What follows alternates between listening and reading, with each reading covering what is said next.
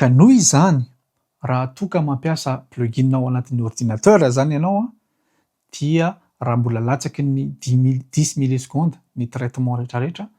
dia tsy ho hen'ny lay mpiantsehatra mihitsy zany lay décalage ka noho izany milamina ihany ianao zany. De eo no mahatonga an'ity Waves ity ho lasa tena nalaza be mihitsy satria nahoana? Satria izy manana plugin, manana interface zany izy natif zay antsoina hoe Super Rack Performer